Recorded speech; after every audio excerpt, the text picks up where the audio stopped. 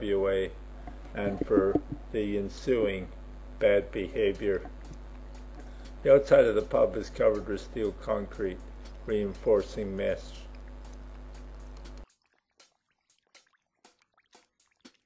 I think this is the actual inn section itself. A local patron at the Crossing Inn. Geeky Gorge National Park is 18 kilometres northeast of the town, named after Sir Archibald Geeky, a British geologist. It's named by Edward Hardman, who travelled through the Kimberley in 1883.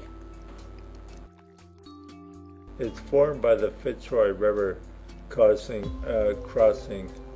a limestone bed. It's quite beautiful,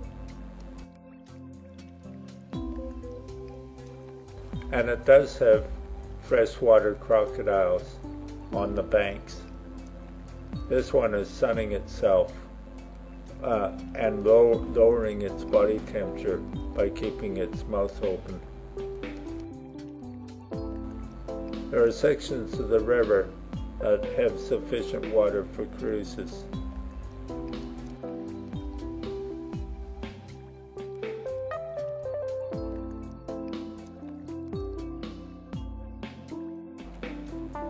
Fitzroy Crossing has long been notorious for Aboriginal drinking. This report indicates that 170 people have died due to alcohol deaths in the last 5 years. In July 2007, the local community introduced a ban on alcohol. When I was there in November, approximately 2,000 of the Aboriginal community had pulled up stakes and moved to Halls Creek, about 400 kilometres distance.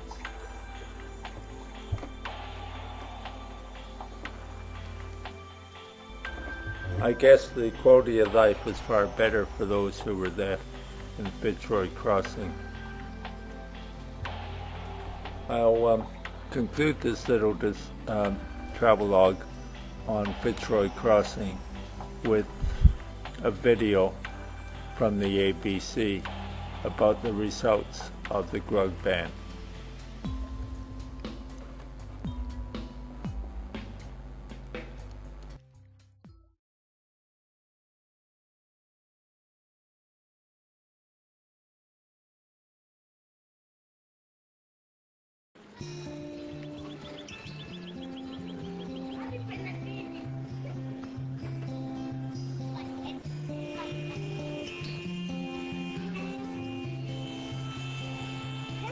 In most country towns, the sight of children playing in the streets might not seem out of the ordinary, but here in Fitzroy Crossing, it's remarkable.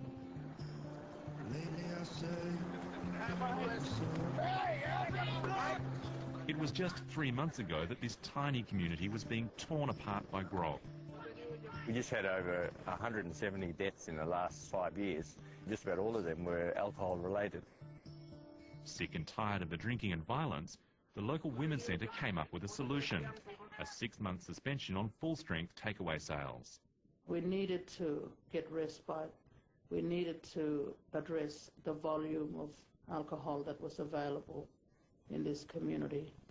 As a result of that ban, if someone wants to drink anything stronger than light beer, they can go to the pub's main bar or the nearest bottle shop, a 600-kilometre round trip. The Women's Resource Centre has noticed a big difference in people's behaviour in just 3 months. Alcohol certainly exacerbated the level of violence and the frequency of violence, and therefore women and children needing to seek refuge at the women's shelter.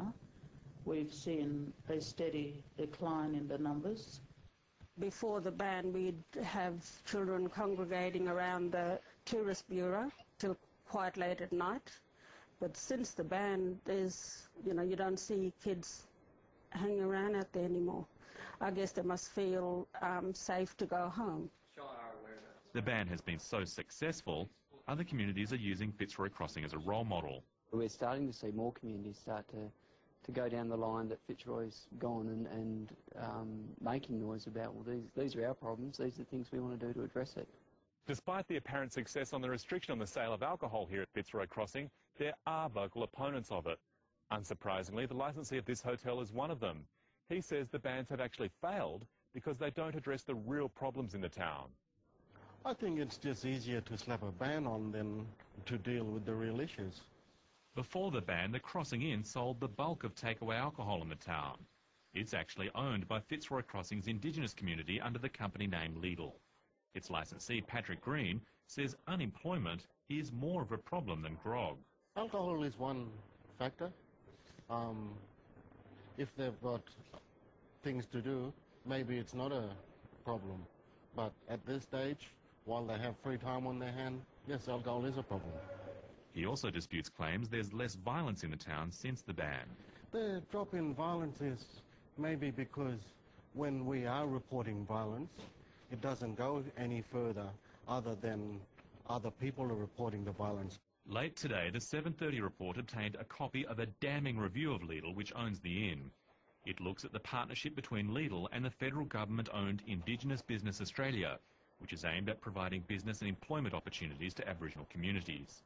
If success is measured in terms of community involvement in and ownership of the outcomes of development projects or improvements to the community's well-being, then the Fitzroy project must be judged as having failed the community it set out to benefit. It also asks where the profits went. During the 18 years of the Trust's existence, Lidl as trustee has failed to distribute any of its profits to the beneficiaries of the Trust. They have achieved nothing in the way of control over policies relating to alcohol and employment. Tommy May is one of the Kimberley's senior traditional lawmen and a respected artist, whose paintings hang in collections around the world. 3 of his 9 children have died in drinking-related incidents. Since the ban, he's been painting more and not being pestered, or humbugged as it's called here, by drunks. For a life and for a live, strong and healthy. Now I'm back in every camp. One of the other effects of the ban has been a surge in interest in traditional law. Elders like Harry Youngerbun say there's been a reawakening of Aboriginal culture. Well, it's strengthening our traditional law in a way of, like they look at themselves before what they were doing, They wasn't really much interested in our culture side because didn't really have nothing much to do here in Fitzroy. It's mostly the drinking.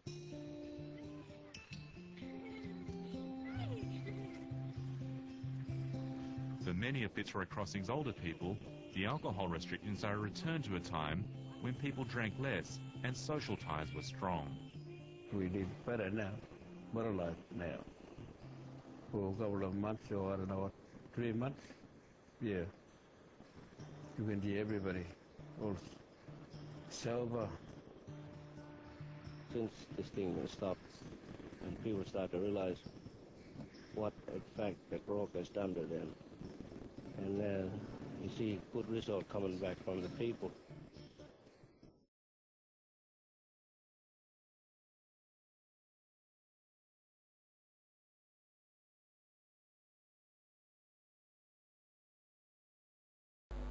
Thanks for joining me on this visit to Fitzroy Crossing. Have a good day.